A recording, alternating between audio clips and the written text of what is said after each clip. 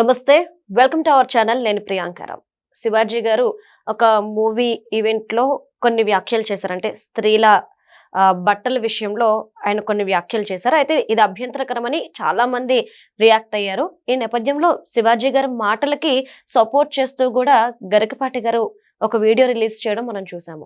కానీ ఈ వివాదం రోజు రోజుకి ముదిరిపోతూ వస్తుంది. అసలు మనం ఏ కోణంలో శివాజీ గారి మాటల్ని చూడాలి, అసలు నిజంగా ఇది ఇంత పెద్ద ఇష్యూ చేయాల్సిన అవసరం ఉందా అనేది తెలుసుకుందాం. మనతో మాట్లాడడానికి ప్రముఖ పొలిటికల్ అనలిస్ట్ అప్పసాని రాజేష్ గారు ఉన్నారు. ఆయనతో మాట్లాడదాం. నమస్కారం సార్. సరే, శివాజీ గారు కామెంట్స్ మీరు వినే ఉంటారు. అందులో 2 పదాలు అభ్యంతరకరంగా ఉన్నప్పటికీ కూడా అనసూయ లాంటి వాళ్ళు, ఇంకొంతమంది హీరోయిన్స్ మా బాడీ మా ఇష్టం, మీరు ఎక్కువ మాట్లాడితే కేసులు వేస్తామంటున్నారు. గరికపాటి గారు కూడా ఇది మన సాంప్రదాయం కాదు అంటూ రియాక్ట్ అయ్యారు. మీ ఒపీనియన్ ఏంటి సార్ ఈ వివాదం మీద? మీకు ఒక ఇన్సిడెంట్ గుర్తు చేస్తా. నరేష్ అండ్ ఇంద్రజ హీరోయిన్లుగా సొగసు చూడతరమా అని ఒక సినిమా వచ్చింది. ఆ సినిమాలో నరేష్ క్యారెక్టర్కి తన వైఫ్ని చాలా మోడర్న్గా చూసుకోవాలని చెప్పని కోరిక. దాంతో ఒకరోజు వాళ్ళు భార్యాభర్తలు బయటకు వెళ్ళే సందర్భంలో ఇంద్రజ తన సతీమణి ఆ సినిమాలో ఆ అమ్మాయి క్యారెక్టర్కి చాలా షార్ట్గా ఉండే బట్టలు వేసి బయటికి తీసుకెళ్తాడు. తీసుకువెళ్తే ఈ అమ్మాయికి ఇష్టం ఉండదు ఆ బట్టలు, కానీ భర్త మాట తోసేయలేక బట్టలు వేసుకుంటుంది. వేసుకొని ఇద్దరు బయటకు వెళ్తారు. బయటకు వెళ్ళిన తర్వాత సహజంగానే మరి ఇద్దరు బయట నడుచుకుంటూ వెళ్తున్న సందర్భంలో రోడ్డు మీద మగవాళ్ళందరూ ఆ అమ్మాయిని ఆకలిగా చూస్తూ ఉంటారు. అవి చూసి ఆ అమ్మాయి చాలా ఇబ్బంది పడతా ఉంటుంది. ఇతను మొదట్లో కొంత ఫోజ్ కొడతాడు, చూసుకోండి నా వైఫ్ అని చెప్పని. ఆ తర్వాత ఇద్దరు కలిసి ఒక సిటీ బస్ ఎక్కుతారు. ఆ సిటీ బస్సులో అమ్మాయిని నలిపేస్తూ ఉంటారు. అక్కడ కానీ అతనికి ఆ రియలైజేషన్ బిగిన్ కాదు, ఎంత తప్పు చేశాను అని చెప్పని. గుట్టుగా ఉండాల్సిన నా భార్యని నేనే సమాజానికి ఎక్స్పోజ్ చేశాను అని చెప్పని రియలైజ్ అవుతాడు. ఎప్పుడు ఆ కాన్సిక్వెన్సెస్ ఏంటనేది రియలైజ్ అయిన తర్వాత. ఇప్పుడు మేమంతా గ్రామీణ ప్రాంతాల నుంచి వచ్చాం. మేము చిన్నప్పుడు మా గ్రామానికి సమీపంలో శివరాత్రి తిరణాలు జరిగేది. ఆ జరిగినప్పుడు ప్రభలు కట్టుకొని వచ్చి రికార్డ్ డ్యాన్సులు పెట్టేవాళ్ళు. తర్వాత రోజుల్లో ప్రభుత్వం రికార్డ్ డ్యాన్సులు ఎందుకు రద్దు చేసింది?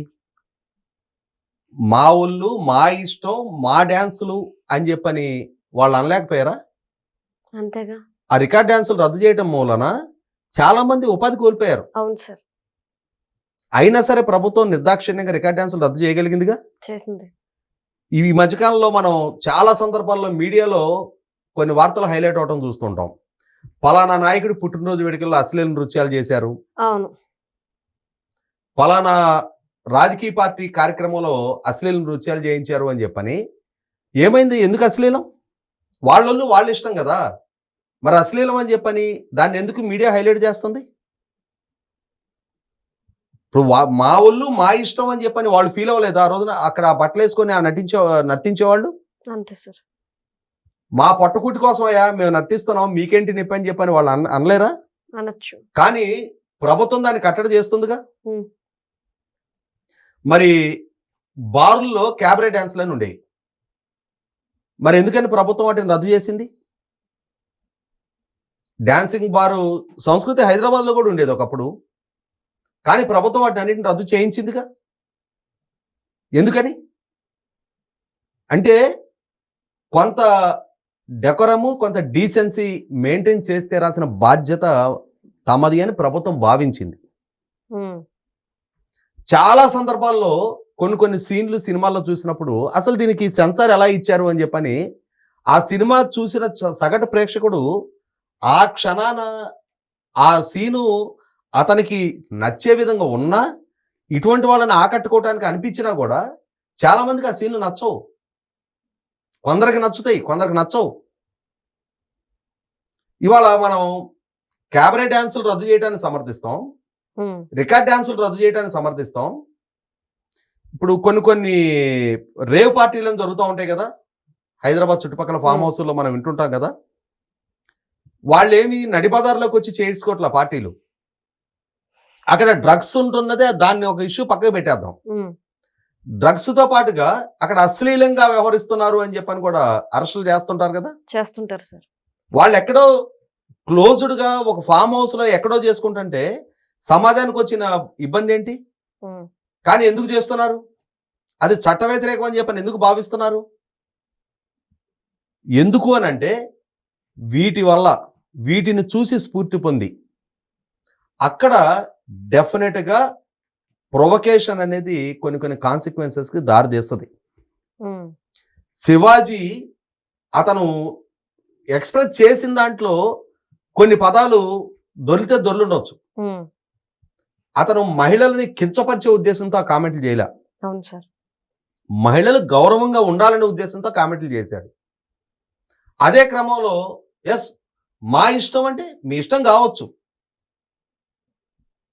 కానీ మేము శివాజీని బెదిరిస్తాం, సమాజాన్ని బెదిరిస్తాం, మేము కేసులు పెడతామనంటే, కేసులు పెట్టే పరిస్థితి వస్తే ఇవాళ చట్టంలో నేను ఇందాక చెప్పాను కదా, రికార్డ్ డ్యాన్సులు, క్యాబరే డ్యాన్సులు అశ్లీలం అని చెప్పని ప్రభుత్వం ఏ విధంగా భావిస్తూ ఉందో, మరి దానికంటే భిన్నంగా నేను మొగాడిని, నేను నడిబజార్లో బట్టలిప్పు తిప్పుతానని చెప్పని, బట్టలిప్పుకొని తిరుగుతానని చెప్పని మొగాడు అనుకున్న సమాజం హర్షించదు, న్యూసెన్స్ కేసు పెట్టి లోపలేస్తారు.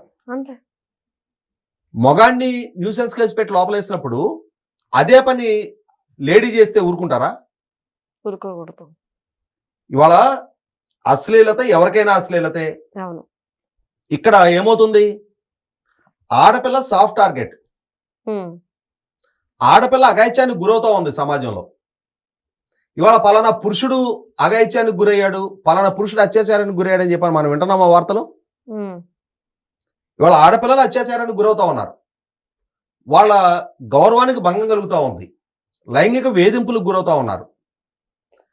పనిచేసే ప్రాంతాల్లో ఆడపిల్లలు సాఫ్ట్ టార్గెట్ అవుతా ఉన్నారు కాబట్టి వాళ్ళని కాపాడుకోవాల్సిన బాధ్యత ఉంది. కాబట్టి ఇవాళ మహిళా కమిషన్ ఉంది, పురుష కమిషన్ ఉందా? ఇవాళ మహిళల రక్షణ కోసం, హక్కుల కోసం ప్రభుత్వాలు మహిళా కమిషన్ ఏర్పాటు చేశాయి. ఎందుకు? మహిళలు సాఫ్ట్ టార్గెట్గా మారుతున్నారు కాబట్టి కుటుంబాల్లో, సమాజంలో వాళ్ళు వివక్షకు గురవుతా ఉన్నారు, హింసను ఎదుర్కొంటా ఉన్నారు, లైంగికంగా వేధింపులకు గురవుతా ఉన్నారు, దాడులకు గురవుతా ఉన్నారు. కాబట్టి వాళ్ళని కాపాడుకోవాల్సిన బాధ్యత కుటుంబంలో, సమాజంలో సగభాగం.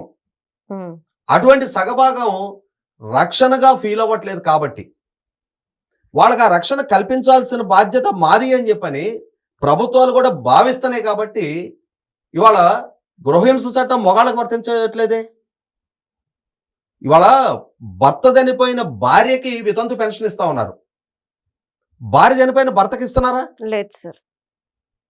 అంటే అక్కడ మహిళ కాపాడి తీరాల్సిన బాధ్యత ఉంది అని చెప్పని, మహిళను కాపాడి తీరాల్సిన బాధ్యత ఉంది అని సమాజం భావిస్తుంది, ప్రభుత్వాలు భావిస్తూ ఉన్నాయి, కుటుంబాలు భావిస్తూ ఉన్నాయి. సింపుల్ ఎగ్జాంపుల్ చెప్తాం. నేను నా వైఫ్ రోడ్డు మీద నడుచుకుంటూ వెళ్తున్నాం అనుకో, నేను నా వైఫ్ని లెఫ్ట్ సైడ్ ఉండాలని చెప్పని చూసుకుంటా. ఎందుకంటే నా వెనక నుంచి వచ్చే వెహికల్కైనా, నా ముందు నుంచి వచ్చే వెహికల్కైనా తను టార్గెట్ కాకూడదు, తనకు తగలకూడదు అని చెప్పని కాపాడుకోవాల్సిన బాధ్యత మనది అని మనం ఫీల్ అవుతాం. అంతే సార్, నిజం. మన బిడ్డల విషయంలోనే అదే ఫీల్ అవుతాం, మన తోబుట్టుల విషయంలోనే అదే ఫీల్ అవుతాం, మన తల్లి విషయంలోనే అదే ఫీల్ అవుతాం. మనం మహిళని కాపాడాల్సిన బాధ్యత మనది అని చెప్పని పురుషుడు ఫీల్ అవుతాడు. అది సమాజం వేల సంవత్సరాలుగా మనకు నేర్పిన సంస్కారం. అది ఒక తండ్రిగా, ఒక భర్తగా శివాజీ ఒక సహచరుడుగా, ఒక సహనటుడుగా అతను ఆ సందేశం ఇచ్చాడు. ఏ సమాజంలో తను పెరుగుతూ ఉన్నాడో, ఏ సమాజాన్ని తను చూస్తూ ఉన్నాడో, ఏ సమాజంలో నేను ఇందాక చెప్తూ వస్తున్న ఇన్ని వివక్షలు ఇవన్నీ మహిళలు ఎదుర్కొంటూ ఉన్నారో అటువంటిది సినిమా రంగం మోర్ గ్లామరస్ ఫీల్డ్. ఆ ఫీల్డ్లో మరింతగా ఇవాళ సమాజానికి ఎక్స్పోజ్ అవుతున్నారు వాళ్ళు. వాళ్ళని మరింతగా సాఫ్ట్ టార్గెట్ చేస్తారు. అటువంటప్పుడు శివాజీ మహిళల క్షేమం కోరి తను ఆ వ్యక్తం చేసిన అభిప్రాయంలో కానీ తను ఆ వ్యక్తం చేసిన తీరులో వాడిన ఒక పదం గురించి అభ్యంతరం వ్యక్తమైతే అవ్వచ్చేమో, కానీ ఇలా ఎలా చెప్తావు, ఇది నా హక్కు, నీ హక్కే, దాని కాన్సిక్వెన్సెస్ కూడా నీవే, రేపు మళ్ళీ విక్టిమ్ కార్డు ప్లే చేసే రైట్ నీకు లేదు. నా ఇష్టం నా హక్కు అనుకున్నప్పుడు విక్టిమ్ కార్డు ప్లే చేసే రైట్ కూడా నీకు ఉండకూడదు. కానీ విక్టిమ్ కార్డు ప్లే చేయాల్సి వచ్చేటప్పటికి మాత్రం నేను విక్టిమ్ కార్డు ప్లే చేస్తా, ఇక్కడికి వచ్చేటప్పటికి హక్కుల గురించి మాట్లాడతా అంటే హక్కులతో పాటు బాధ్యతలు కూడా ఉంటాయి. ఇవాళ మొత్తం సమాజం పిడికెడు మంది ఈ గ్లామర్ ఫీల్డ్ లో ఉన్నవాళ్లే కాదు, కానీ ఈ పిడికెడు మంది గ్లామర్ ఫీల్డ్ లో ఉన్నవాళ్ళు మొత్తం సమాజాన్ని ప్రభావితం చేస్తూ ఉంటారు, ఇన్ఫ్లుయెన్స్ అవుతూ ఉంటారు సమాజం వాళ్ళని చూసి. పలానా వాళ్ళు కట్టుకున్న చీర, పలానా వాళ్ళు వేసుకున్న డ్రెస్సు, అది ఒక లేడీస్కే కాదు మగవాళ్ళ విషయంలో కూడా. ఎన్టీ రామారావు గారు వేసుకున్న కాలర్లు, ఆయన వేసుకున్న బెల్ బాటం ప్యాంట్లు ఒక జనరేషన్ ఫాలో అయ్యారు. మేము చిన్నప్పుడు పొటేల్ పొన్నమ్మ సినిమాలో మురళీమోహన్ గారు వేసుకున్న షర్ట్లు మా పిల్లలు మొత్తానికి అందరికి అయ్యే గుట్టించేవాళ్ళు ఆ రోజుల్లో, అదొక ఫ్యాషన్ ఆ రోజుల్లో. కాబట్టి ఇవాళ సినిమా రంగం అనేది సమాజానికి స్ఫూర్తిదాయకంగా ఉంటది. అదే క్రమంలో వాళ్ళ గురించి చెడుగా చూడటానికి ఆస్కారం కలిగించొద్దు అని చెప్పని ఒక సీనియర్ నటుడుగా, ఒక తండ్రిగా సమాజాన్ని తను చూస్తున్న కోణంలో తను ఒక సందేశాత్మకంగా ఒక సందేశం ఇచ్చాడు. ఆ ఇచ్చిన క్రమంలో ఖచ్చితంగా కొన్ని పదాలని ఇంకొంచెం పాలిష్డ్గా తను చెప్పుండాల్సింది. దానికే అంతగా తనని నిందించే అంతటి నేరం తనేం చేయలే.